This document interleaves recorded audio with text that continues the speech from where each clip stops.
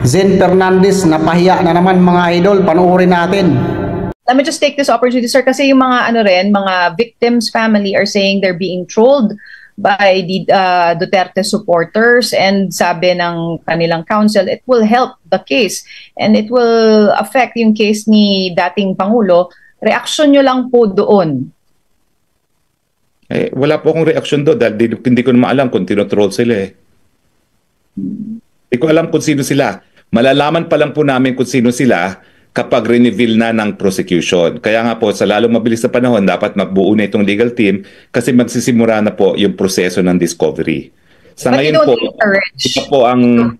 iba po ang sistema ng ICC, hindi gaya sa Pilipinas na may preliminary investigation, magsasubmit ng complaint affidavit at counter affidavits. Dito po wala.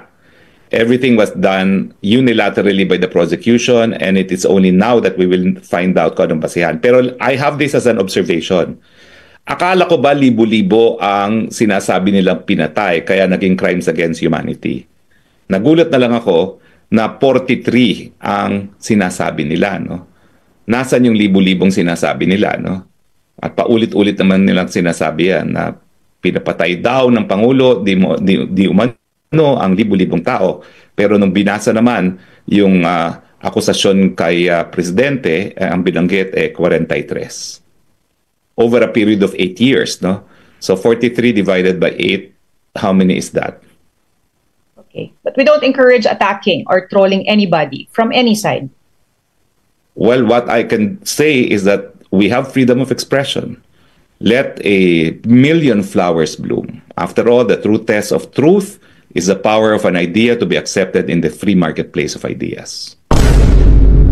By the Marcos. No. Yeah, we are here to sympathize. We are from Belgium, Germany, and Liban ba kayo? Germany, with our own money. Our reporter from ako rin, taga-ABS-CBN, Zen Hernandez po. Zen Hernandez. She's also reporting, taga dito I'm sa an Netherlands. ex-mayor of Kabakan. Talaga? I'm a two-termer. My husband is also a mayor. Hindi.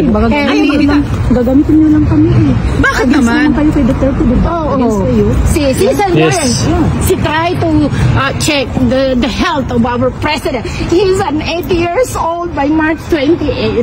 So pwede nga po, He was kidnapped in the Philippines. Oo. Kasi parang we will mention na nandito yung supporters. Sa totoo lang, syempre may magsasabi na hindi pinapakita ang supporters now. We're showing people. Yeah. That's what you we're can looking show for. us that we are not paid. Yes, sir. And he's my husband. Are you married to Yeah. He married at the Pamanya. From the Philippines. Yeah, we have over here. Sis, kanina lang mag-email lang. I-email mo.